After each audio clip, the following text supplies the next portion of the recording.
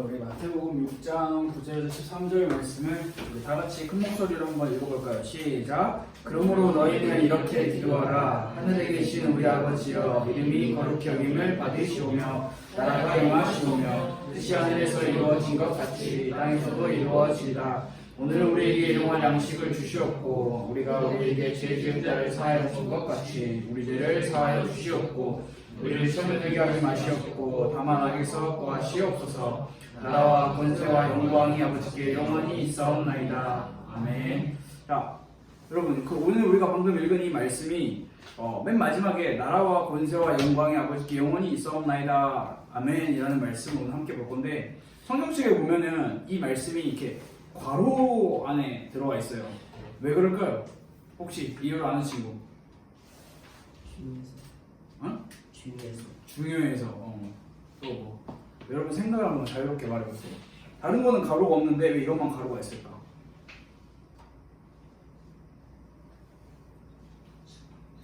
이 성경에 따라서 이 방금 우리가 읽은 나라와 권세와 영광이 아버지께 영원히 있사옵나이다 아멘이라는 이 글자가 없는 성경도 있어요. 영어 성경 중에는 없는 성경이 더 많아요. 왜 가로가 돼 있고 왜 없을 수도 있을까? 그냥 뭐 여러 가지 추측이고 여러 가지 논쟁 중에 하나이지만, 여러분이 그냥 성경의 지식, 상식적으로 뭐 한 가지 알고 지나가면 예수님이 이 말을 하셨다라고 하는 사람들이 있고 예수님이 이 말을 안 하셨다라고 하는 사람들이 있어요. 예수님이 이 말을 안 하셨다라고 하는 사람들이 주장하는 그 의미는 이 성경 구절을 빼요, 성경에서. 근데 이제 예수님이 우리에게 기도를 가르쳐 주시면서 제일 마지막에 하나님께 이렇게 영광을 돌리셨을 거다라고 이야기를 하는 사람들은 성경 구절을 이렇게 놓고 있어요. 상식, 지식, 여러분에게 조금이나 도움이 될까봐. 자, 오늘 2019년 몇 번째 주일인 줄 알아요? 1년에 총 몇 주예요, 1년이? 52주. 오늘이 52주 주일 예배 마지막 시간인데요. 우리가 한 2달가량 주기도문 말씀에 대해서 함께 배우고 있어요. 이 52주의 마지막이 우리가 주기도문을 통해서 마무리를 하는데, 오늘 마무리 나라와 권세와 영광이 아버지께 영원히 있사옵나이다 아멘이라고 하는 이 말씀이 주기도문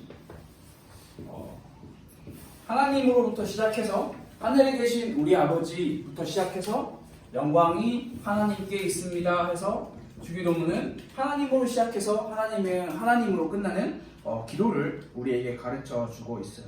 그 말은 뭐냐면 우리가 우리의 마음에 하나님 중심의 기도가 꼭 필요함을 이야기를 해주고 있는 거예요.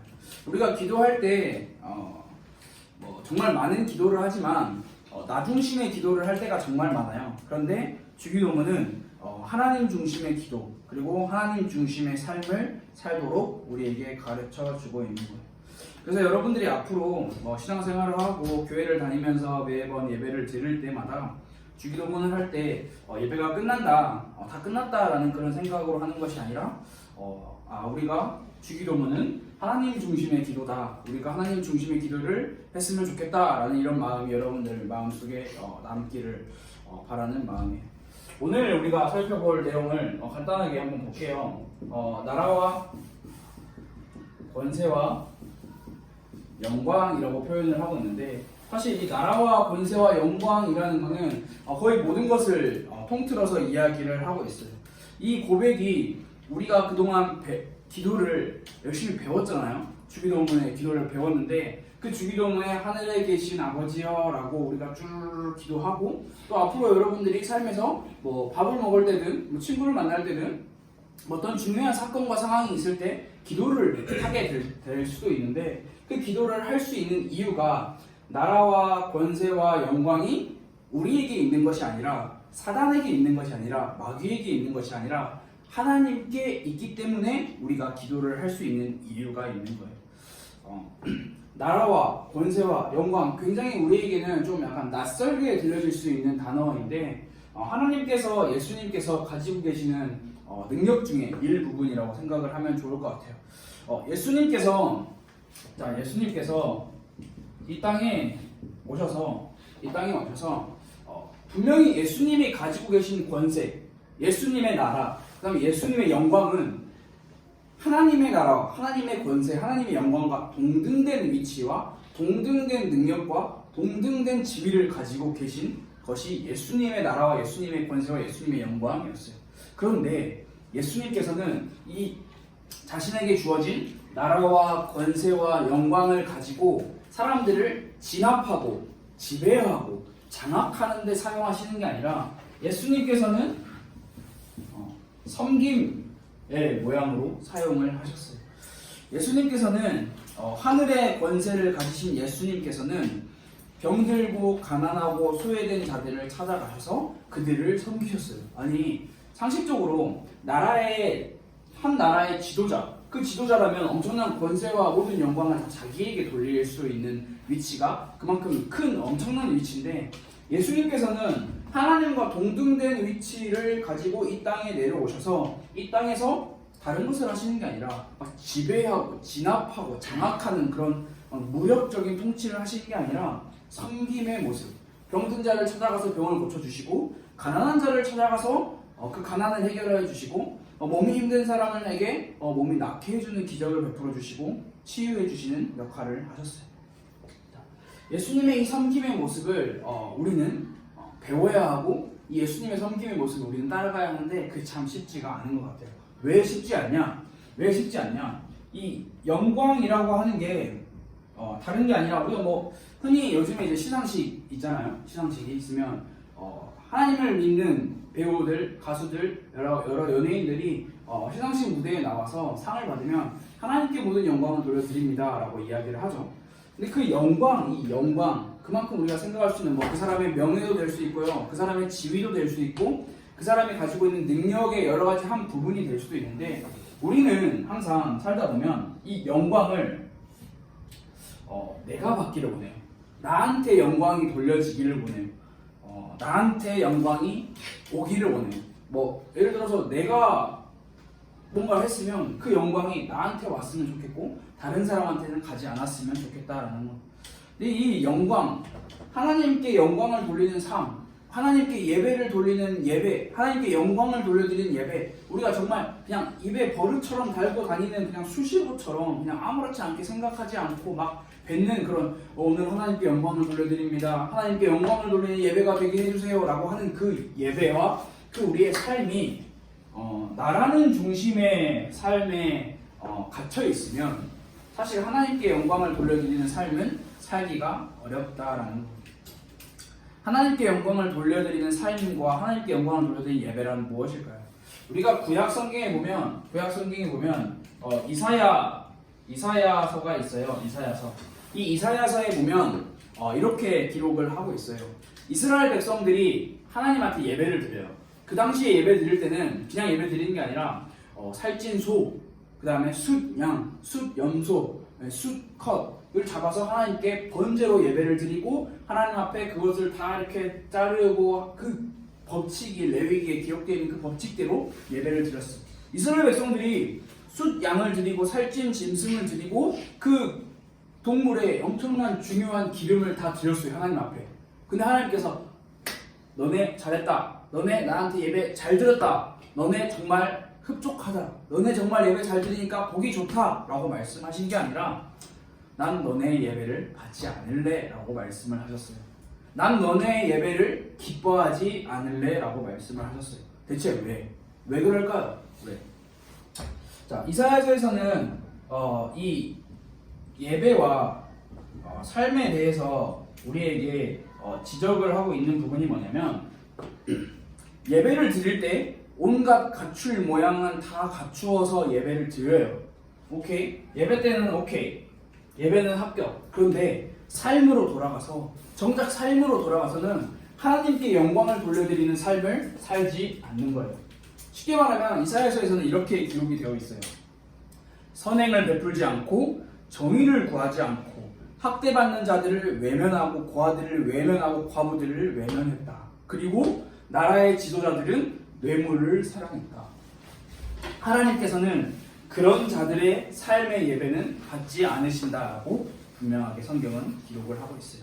그 말은 다시 말하자면 하나님께 영광을 돌려드리는 예배랑 우리가 이렇게 함께 모여 주일날 함께 모여서 하나님을 찬양하고 하나님께 기도하고 하나님 말씀 열심히 줬고 들었어요. 좋아요. 오케이. 예배 합격. 그런데 우리의 삶으로 돌아가서 학대받는 자들을 외면하고 고아들을 외면하고 과부들을 외면하고 뇌물을 좋아하고 이런 불법과 불의를 행하는 그런 삶의 예배는 하나님께서 받지 않으신다. 그 삶과 쉽게 말하면 삶과 예배는 하나로 연결이 되어 있어야 되고 연관이 되어 있어야 된다라는 거예요. 이 하나님께 영광을 돌려드리는 삶이란 그냥 12월 29일 오늘 하나님께 영광을 돌려드렸어. 그러면 12월 30일부터는 괜찮아. 조금 더 쉬면서 나한테 영광이 오는 삶을 살자. 그런 것이 아니라 이 하나님께 영광 돌리는 삶은 나한테 영광 돌리는 것을 버리고 영원히 우리의 삶에서 드려야 하는 거예요. 거룩한 신앙생활을 추구하고 거룩한 삶, 거룩한 예배를 추구하는 신앙인들은 나한테 영광이 안 오는 것을 감사하게 생각해요. 근데 반대로 나한테 영광이 왔을 때 몹시 마음이 불편하게 되는 거예요. 그게 하나님께 영광을 돌려드리는 사람들의 모습 중에 하나라고 표현을 할 수가 있어요. 모든 나라와 모든 권세와 모든 영광이 누구에게 있냐? 아버지에게 있다. 하나님에게 있다. 성경은 분명히 우리가 주기도문을 통해서 하나님께서 우리의 그냥 높은 신, 높은 존재, 우리가 엄청난 거리가 먼, 우리랑 크게 상관이 없는데 그냥 한 번쯤은 내가 소원을 말하면 내 소원을 들어줄 것 같은 그런 어떤 요정과 요술 램프의 그런 지니 같은 존재로 우리가 착각하고 사는 경우가 많은데 성경은 분명히 하나님이 우리의 아버지 되신다라고 기록을 하고 있어요. 그만큼 하나님과 하나님 자녀의 관계를 긴밀하고 깊은 관계로 표현을 하고 있어요. 우리의 삶에서는 우리가 기도를 할 수 있는 이유가 하나님께서 우리의 아버지 되시기 때문이고요. 우리가 하나님께 구할 수 있는 이유가 하나님이 우리의 아버지 되시기 때문이라는 거예요. 그래서 마지막에 항상 모든 기도의 마지막엔 이 아멘이라는 말이 들어가잖아요. 우리가 이것도 하나의 상식일 수도 있는데 이 아멘이라는 단어가 그냥 자연적으로 원래 붙어있는 단어가 아니에요. 붙인 거예요. 이 아멘이라고 하는 의미가 어떤 뜻인지 혹시 여러분 알고 있어요? 아멘. 아멘. 아멘 많이 하잖아요. 할렐루야 아멘 하잖아요. 믿습니다. 그렇죠. 우리가 흔히 알고 있는 많은 표현 중에는 믿습니다. 믿습니다를 조금 더 강하고 조금 더 구체적으로 풀면 그대로 될지어다. 조금 더 강하게 표현하면 확실히 그렇게 될지어다 라는 의미를 가지고 있어요. 참으로 진정으로 그렇게 되리라 라는 의미도 가지고 있어요. 이 말은 뭐냐면 우리가 기도를 했어. 기도를 하고 아멘을 했다는 거는 우리가 그 기도의 내용이 하나님, 우리의 아버지 되신 하나님께서 우리의 이 기도의 내용을 들으실 거다라는 확실한 믿음이 바탕으로 있는.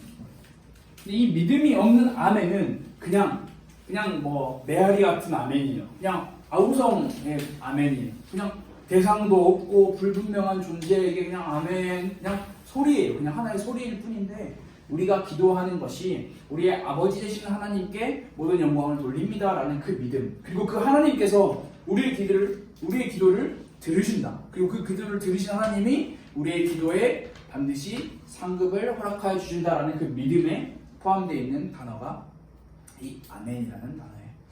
우리가 2019년 한 해를 마무리하고 있어요. 자, 마지막으로 우리가 기도에 대해서 한 번만 딱 정리를 하면 좋을 것 같아요. 자, 여러분, 저희가 이 기도를 시작할 때 제가 여러분들에게 하루에 기도를 몇 번 하세요? 아니면 기도를 얼만큼 하세요? 라고 질문을 했었었는데 우리가 기도를 안 하는 이유가 뭘까요? 기도를 하고 있는데 기도를 안 하는 이유가 뭘까요? 기도해도 없잖아요 라고 말할 수도 있고요. 기도해도 달라지는 게 없는데요 라고 이야기를 할 수도 있어요. 여러분 혹시 괴종시계 알아요? 괴종시계? 뭔지 알아요? 집에 있어요? 집에는 없지. 옛날 그 있잖아, 시골에 할아버지 할머니 집에 가면은 시계가 이렇게 있어요. 이 시계예요. 이게 시계가 이렇게 가겠죠. 그리고 이 아래 이 시계는 교정 시계는 반드시 시계추라는 게 있어요. 이 시계추가 이렇게 계속 움직여요. 그러면서 1시가 되면 땡, 2시가 되면 땡 울리는 그 시계 본 적 있어요? 본 적 있어요. 다 봤네. 신기하네요. 자, 이 교정시계. 이 시계추는 계속 무한으로 계속 왔다 갔다 해요. 왔다 계속해요. 그런데 이 시계 시침과 분침이 움직이지 않아요. 이건 계속 왔다 갔다 해요. 그러면 이 시계는 어떻게 살아있는 거예요? 죽은 거예요? 아니 뭐 이렇게만 하지 말고 말을 해요. 이거 뭐예요? 이거 뭐 살아있다고 죽었다고 표현을 해봐. 아니 이건 움직여. 시계추는 움직여. 근데 이 시침과 분침은 멈춰 있어. 그럼 뭘까요? 뭐 살았다고 뭐 죽었다고 말하기 좀 애매하잖아요. 그냥 쉽게 말하면 이 시침과 분침에 연결되어 있는 이 선이 이 시계추와 연결이 안 돼 있는 거죠. 연결이 끊어져 있는 거죠. 마치 우리의 기도와 우리의 신앙생활이 이와 같을 수도 있어요. 비교를 하자면 우리의 기도는 해요. 신앙생활 해. 교회에 매 왔다 갔다 계속 시계추가 움직이는 것처럼. 근데 우리의 삶에 우리의 신앙생활에 시침이 움직이는 것, 분침이 움직이는 것처럼 앞으로 나아가는 전진도 없고 변화가 없다라고 한다면 이 시계추와 시침과 분침에 연결되어 있는 그 중요한 선이 끊어져 버린 것처럼 우리가 살아가고 있지 않을까라는 거예요. 마치 신앙생활이 이거예요. 이게 나라는 존재고요, 우리고요. 이 시침과 분침이라는 게 하나님이라고 생각을 해보세요. 하나님과 나와 연결이 되어 있지 않으면 우리가 백날 첫날 왔다 갔다 해도 시계는 가지 않아요. 나라는 존재의 변화에는 일어나지 않는다는 거예요. 기도는 마치 이렇게 생각할 수도 있어요. 자판기 있잖아요. 자판기에 가격이 써 있어요. 콜라 1,000원. 1,000원을 넣고 1,000원을 띡 눌렀어. 그럼 뭐가 나와요? 콜라를 눌렀으면 콜라가 나와야지. 근데 콜라를 눌렀는데 하나님, 저는 지금 콜라를 누를 건데 사이다가 나오게 해주세요. 말이 돼요? 누가 잘못 넣었으면 가능하겠죠. 그런데 마치 기도가 이런 거예요. 내가 기도를 무조건 이걸 했으면 무조건 그걸 받아야 된다고 생각하고 우리는 살아가는 거예요. 누르면 누르는 대로 나와야 하는 그 자판기처럼 기도가 마치 그런 것과 같다고 생각을 할 수도 있는데, 기도는 그런 막 누르면 나오는 그런 자판기 같은 것이 아니라, 제가 처음에도 계속 강조했죠. 기도는 관계예요. 관계. 하나님과 나와의 관계. 하나님과 나와의 사귐이에요. 사귐. 그 사귐과 관계가 우리의 삶을 왔다 갔다 하게 하고, 그 왔다 갔다 하고 계속 반복되는 우리의 삶에 조금씩 변화를 만들고 전진할 수 있는 힘을 우리에게 준다는 거예요. 그리고 마지막으로 딱 2가지만 기억하고 함께 도전해 보려고 해요. 첫째, 물론 청소년 시절 지나고 더 큰 성인이 되어서도 여러분들이 절대 비교하지 않았으면 좋을 것 같아요. 청소년 때는 참 많이 비교를 해요. 저도 비교 많이 했어요. 저 친구는 왜 그럴까? 저 사람은 왜 그럴까? 우리가 세상에서도 비교를 하면서 살지만 사실 교회에서도 비교를 많이 하곤 해요. 여러분, 이번 주에 정말 엄청나게 안타까운 뉴스를 하나 봤어요. 어젠가 초등학생 6학년이었나? 정확한 나이는 기억이 안 나는데 10살에서 14살 정도 안에 해당되는 친구였어요. 그런데 여자 학생이었어요. 근데 여자 학생이, 초등학생이었던 거 기억해요. 여자 학생이 자기 친구, 또래인 자기 친구를 칼로 찔렀어요. 그래서 칼로 찔러서 그 상대인 친구가 죽어버렸어요. 그런데 경찰에 들어갔는데 이 나이가 재판을 받거나 형사 심판을 받을 수 있는 나이가 아니다라고 해서 그냥 풀려나버렸어요. 그러면 이게 그냥 별거 아니잖아요. 별거 그냥 그래 그럴 수도 있지 하고 생각하는데, 이 아이들이 이 초등학생이라는 이 나이에 어떻게 사람을 찔러서 죽일 걸 생각을 하겠어요? 여러분들 생각해 봤어요? 사람을 찔러 죽인다는 건 그렇게 쉬운 게 아니에요.